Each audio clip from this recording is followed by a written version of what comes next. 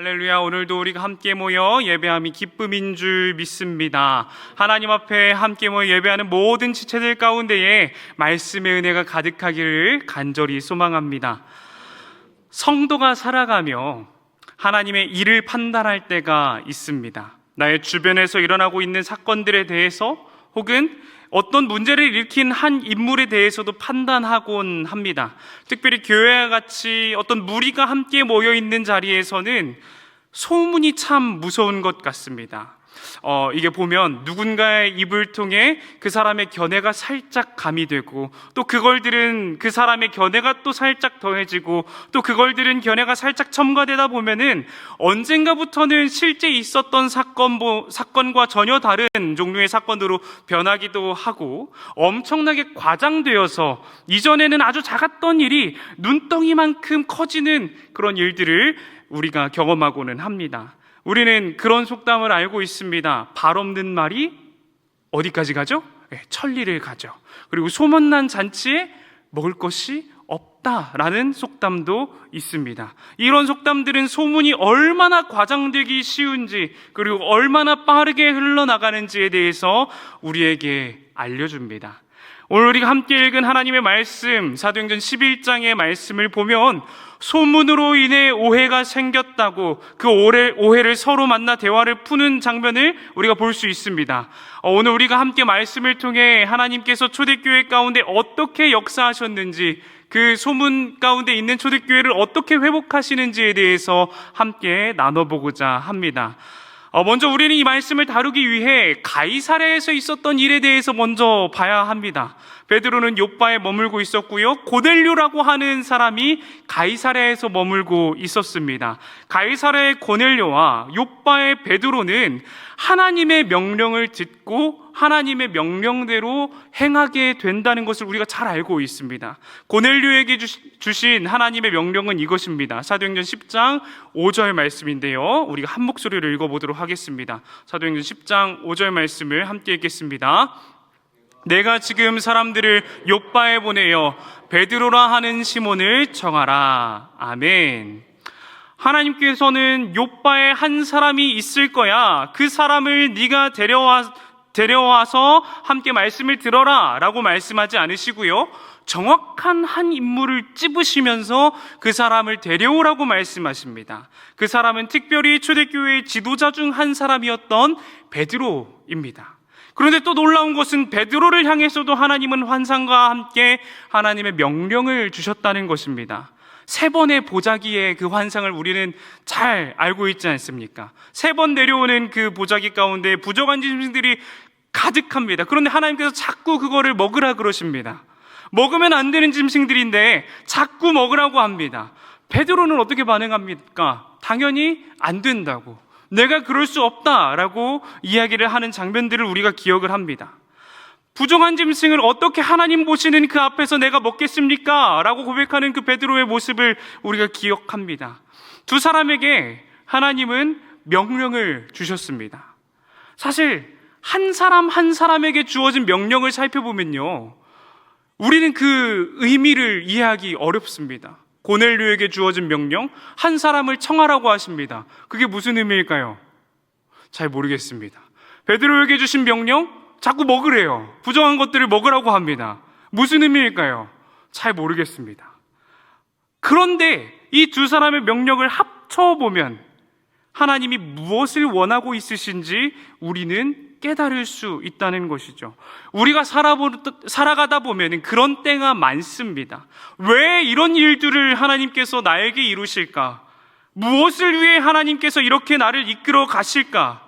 알지 못하는 때가 너무나도 많습니다. 하지만 우리가 그때에 분명히 기억해야 할 것이 있습니다. 바로 우리가 살아가는 그 모든 순간 가운데에, 그 모든 사건들 가운데에 하나님께서는 이루어 가실 뜻이 있으시다는 것입니다. 하나님의 뜻을 의지하시기 바랍니다. 내 생각으로 만들어낸 한계가 아니라 하나님의 뜻을 의지하기를 간절히 소망합니다. 그 하나님의 뜻이 무엇인지 모르고, 갈 바를 모르고 베드로가 하나님의 명령을 따라 나아갑니다. 그 환상을 보자마자 고넬료가 보낸 사람이 마침 베드로가 머물고 있던 그 욥바에 도착을 했거든요. 베드로가 머무는 집에 당도하게 되어서 둘이 만남을 가지고 만남이 이루어지는데, 베드로는 그때서야 하나님의 말씀을 깨닫게 됩니다. 아, 이 사람 따라가라는 거였구나 라는 것을 깨닫게 돼요. 그리고 고넬료의 청함에 응하여 나아가게 됩니다. 그런데 이때까지만 해도 베드로는 아직 고넬료의 집에서 무슨 사건이 일어날지에 대해서는 알지 못하고 있었습니다. 사도행전 10장 28절과 29절 말씀을 보면 우리가 알 수 있는데요, 함께 읽겠습니다. 이르되 유대인으로서 이방인과 교제하며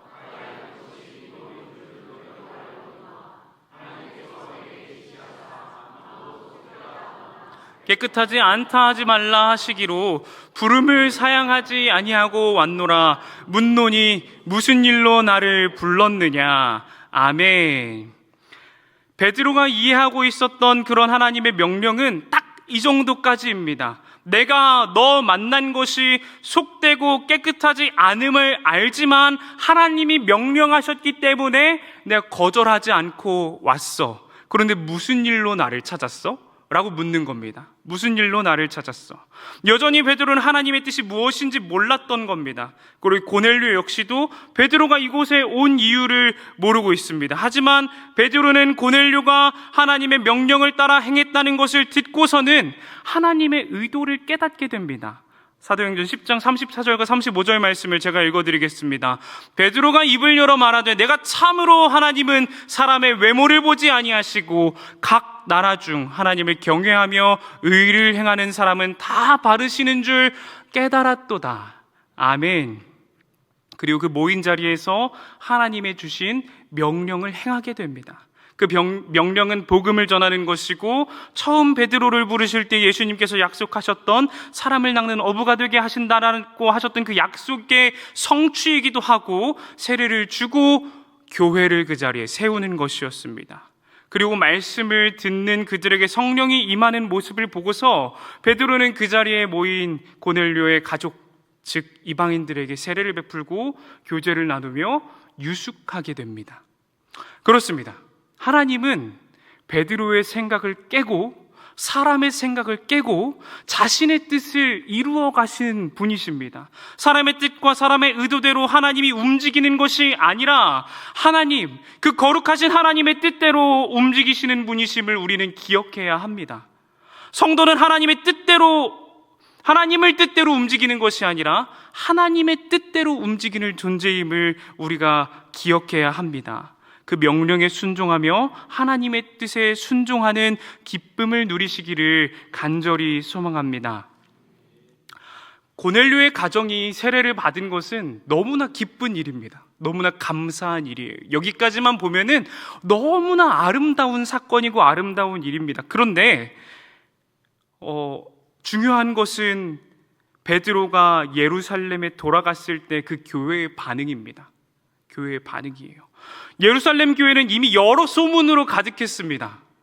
베드로가 무할례자들과 교제를 가졌고 식사를 나눴으며 결과적으로 율법을 어겼다라는 것을 예루살렘에 있던 그 교인들이 알고 있었고, 그것으로 말미암아 여러 말들이 오가는 과정이 있었던 것 같습니다.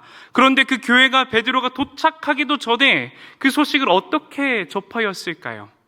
우리는 여러 상황에 대해서 생각을 해볼 수가 있습니다. 상상해 볼 수가 있어요.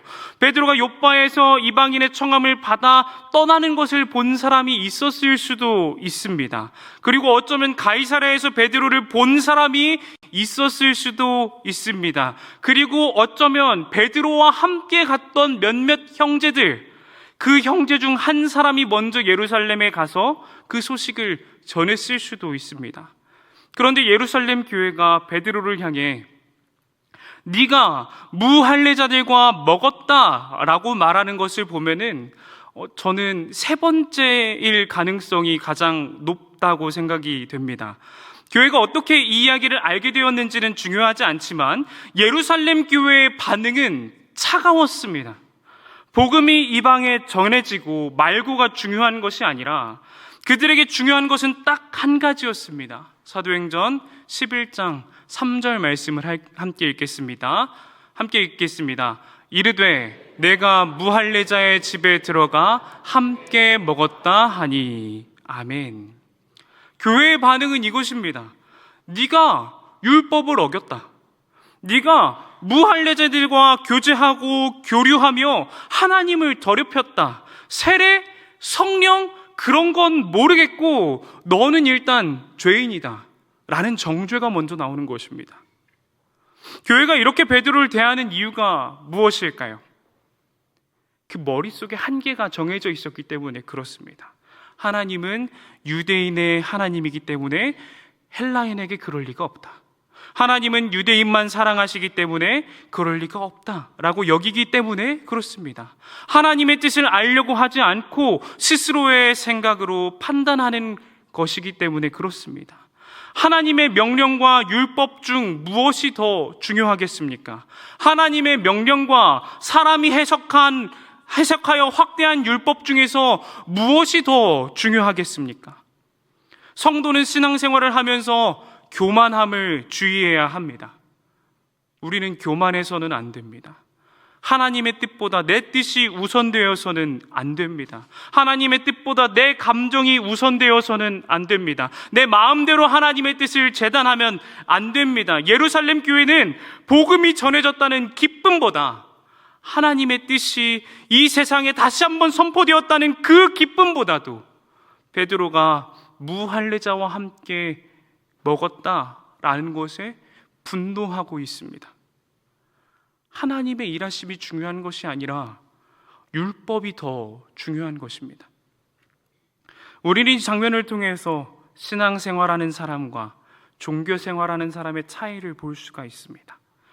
우리는 종교생활이 아니라 신앙생활을 해야 한다고 항상 말을 합니다. 예배를 드리는 것이 목적이 되어서는 안 됩니다. 헌금하는 것이 목적이 되어서는 안 됩니다.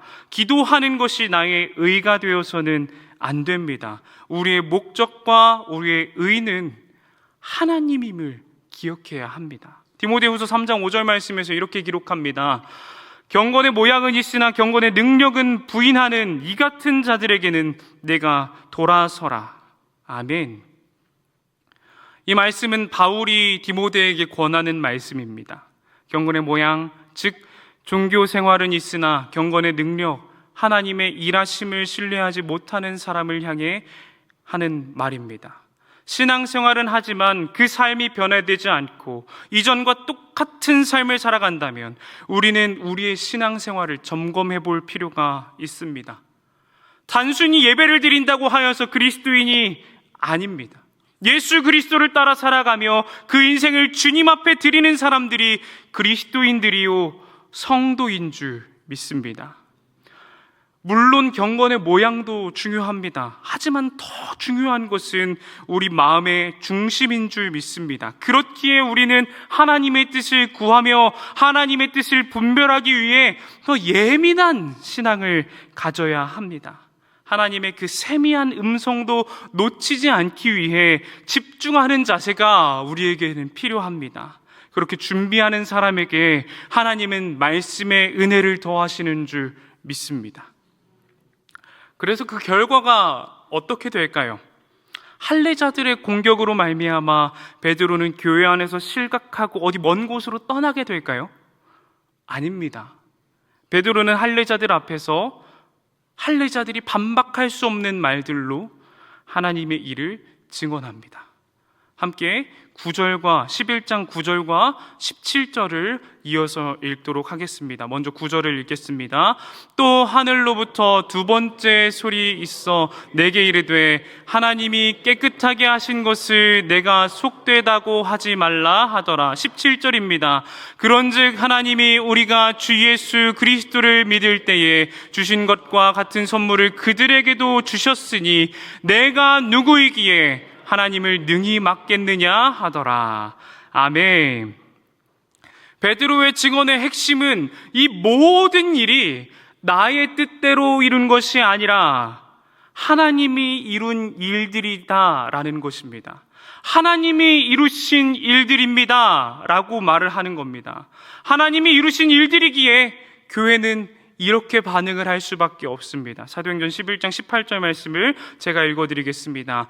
그들이 이 말을 듣고 잠잠하여 하나님께 영광을 돌려 이르되 그러면 하나님께서 이방인에게도 생명 얻는 회개를 주셨도다 하니라. 아멘.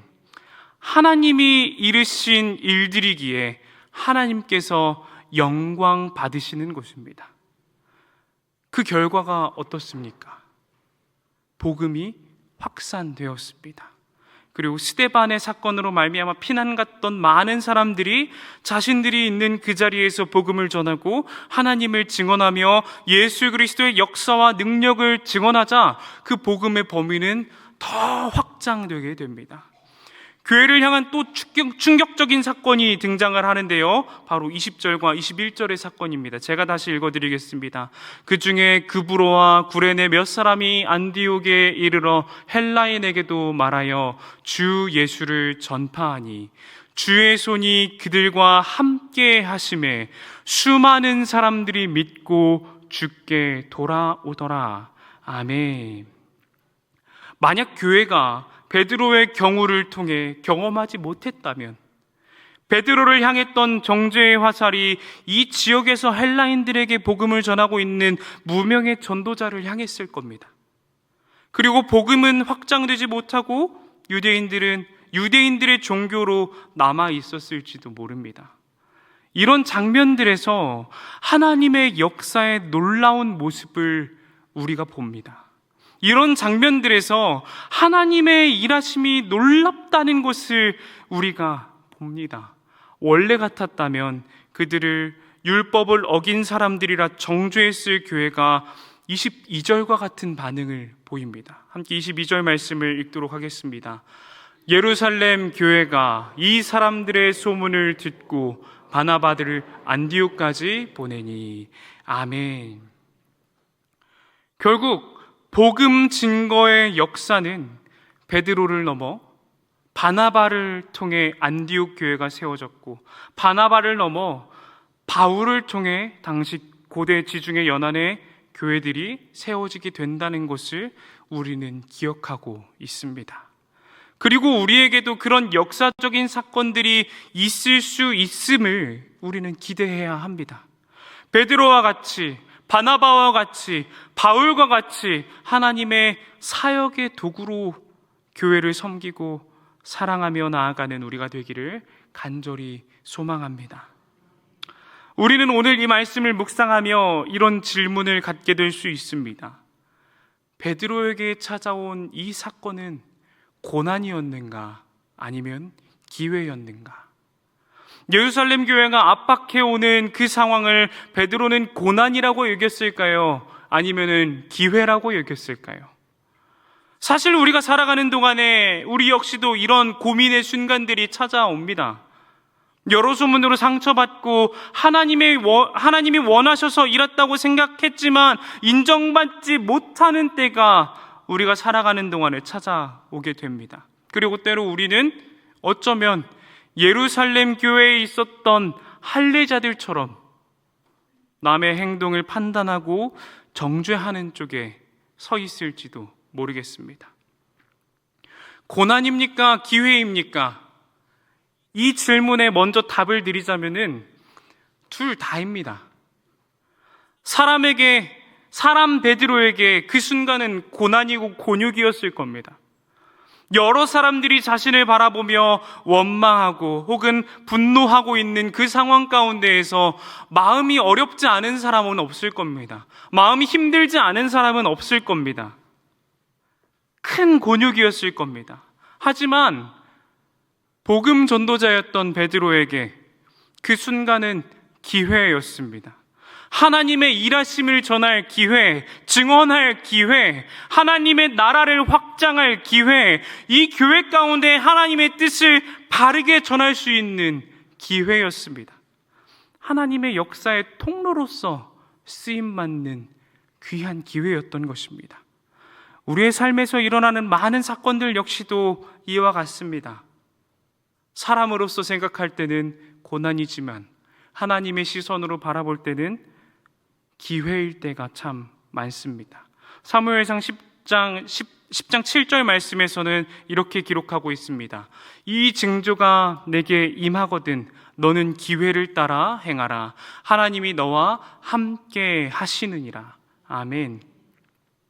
이 말씀은 사무엘이 사울에게 기름을 붓고 사울에게 하나님의 영이 임할 것을 사무엘이 예언하는 장면입니다. 성도는 기회를 따라 행해야 합니다. 하나님의 기회를 따라 그 자리에 순종함으로 삶을 살아가야 하는 것입니다. 그 기회를 어떻게 판단할까요?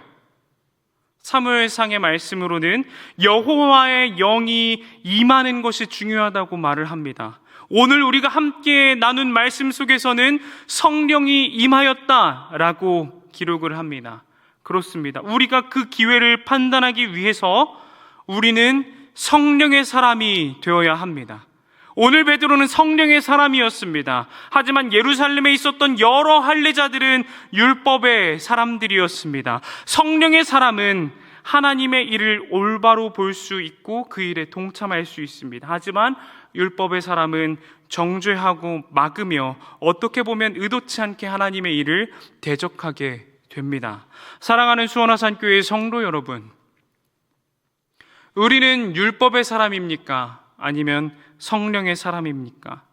복음을 위해 무엇까지 깨뜨릴 수 있습니까? 간절히 바라기로는 말씀 앞에 예민해지시기 바랍니다. 기도함으로 마음을 지키시기 바랍니다. 말씀을 들으며 하나님의 뜻이 무엇인지 판단하시기 바랍니다. 그리고 내 생각보다 더 크신 하나님의 그 은혜와 역사를 의지하시기 바랍니다. 그런 삶을 살아갈 때에 우리가 그렇게 우리의 인생을 하나님께 드리며 나아갈 때에 그 경건의 모양이 있고 그 능력도 잊어버리지 않을 때에 우리는 성령의 사람으로 하나님의 일하심의 통로가 되는 줄 믿습니다. 오늘 본문을 돌아보기를 원합니다. 오늘 본문을 통해 우리는 하나님이 어떻게 일하시는지에 대해서 알 수 있습니다. 성경의 여러 사건을 보면요, 하나님은 자신의 기쁘신 뜻대로 일하신다는 것을 우리는 알 수 있습니다. 하나님의 뜻대로 하나님은 하나님이 원하시는 자리에서 역사하십니다. 우리는 그런 질문을 또 해볼 수가 있습니다. 왜 하필 베드로였을까? 왜 하필 베드로가 가이사랴로 향했던 것일까? 우리는 이에 대해서도 여러 가지 생각을 해볼 수가 있습니다. 먼저는 베드로는 성령을 경험했던 사람이었다라는 것이 중요합니다. 그렇기에 고넬료 가정 가운데 성령이 임하는 역사하시는 그 장면을 보고서 그 모습이 성령이 임하는 장면이구나를 깨달을 수 있었을 겁니다. 만약 성령을 경험해 본 적 없는 사람이었다면 성령이 임해 방언을 하는 그 사람들을 보고 술에 취하였다라고 말하는 그 예루살렘의 사람들처럼 그 사람도 역시 그렇게 이야기했을지도 모릅니다. 하지만 베드로는 성령을 경험했던 사람이었기에 그 자리에서 단번에 이 일이 하나님이 이루신 일이었음을 깨달을 수 있었습니다. 그렇다면 그 성령을 경험했던 사람들 몇 명이었습니까? 120여 명이라고 기록을 하고 있는데요, 120명이 넘는 그 많은 사람들이 다락방에 모여서 함께 기도함으로 동일한 성령을 받았습니다. 동일한 성령을 받았는데 왜 꼭 베드로여야만 했을까요? 왜 꼭 베드로여야만 했을까요? 그것은 당시 초대교회 가운데에 베드로의 말이 권위가 있었기 때문일 것입니다. 예수님을 직접 따랐던 사람이었고 부활과 승천을 경험했던 사람이었습니다. 그렇기에 베드로는 초대교회의 사역의 중심에 있었습니다. 그런 베드로의 경험과 증언은 당시 초대교회 사람들이 판단하기에 하나님이 일하셨다라고 느끼기에 충분한 권위를 가지고 있었다는 것이죠. 만약 베드로가 아니라 당시 시데반 집사를 죽이는데 앞장섰고 이제 막 회심한 사울이라고 한번 생각을 해봅시다. 그렇다면 이 말을 듣고 교회가 어떤 반응을 보였을까요? 그 말을 믿지 못했을 것입니다. 우리는 이런 이유를 통해 아주 중요한 사실을 하나 찾아낼 수 있습니다. 하나님은 복음을 전하는 일을 본인의 의지를 따라 직접적으로 일하시는데 누구를 통해 일하시냐면은 그 일을 감당하기에 합당한 사람을 통해 일하신다는 것입니다. 성도의 삶을 인도하셔서 그 삶을 통해 연단시키시고 견실한 신앙을 갖게 하시고 그 견실한 신앙을 갖게 된 성도를 보내어서 하나님의 일을 이루신다는 것입니다. 사랑하는 수원화산교회 성도 여러분, 그렇다면 우리가 고민해야 할 문제가 있습니다. 우리는 어디에 있는지 고민해야 합니다. 여러분은 어디에 있으십니까? 여러분이 감당하고 있는 그 삶의 자리는 하나님이 보내신 자리입니까? 아니면 내 스스로 나아간 자리입니까? 여러분이 감당해야 할 그 사역은 여러분이 감당하기에 합당한 사역입니까? 아니면 내 욕심으로 이루고 있는 사역입니까? 오늘 말씀을 비추어 이 질문에 답을 해본다면 이렇게 답할 수 있을 것입니다. 성도가 있는 자리는 하나님이 보내신 자리입니다. 나의 발걸음이 닿는 모든 것은 하나님이 보내신 자리입니다. 내가 감당하고 있는 모든 삶의 자리는 결국엔 하나님이 허락하신 삶이고 그 삶을 통해 하나님은 하나님의 놀랍고 위대하신 뜻을 이루어 가신다는 것입니다. 그 자리에 고난과 역경이 있을 수 있습니다.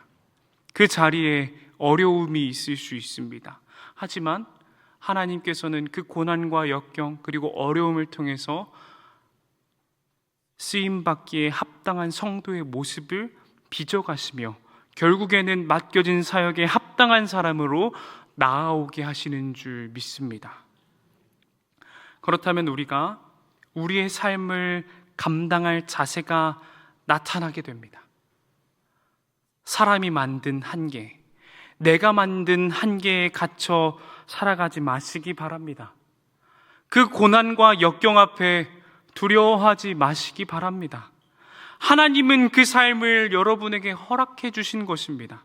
하나님은 그 사역을 여러분에게 허락하여 주셨습니다. 이미 우리에게는 그 삶을 감당할, 그 사역을 감당할 능력을 허락하여 주신 것입니다. 우리는 그 자리에서 용기와 믿음을 가지고 나아가야 합니다. 사랑하는 수원화산교회 성도 여러분, 우리가 나아가야 합니다. 사역의 자리로 나아가야 합니다. 그 삶의 자리로 나아가야 합니다. 스스로 부족하다고 여겨지십니까? 괜찮습니다.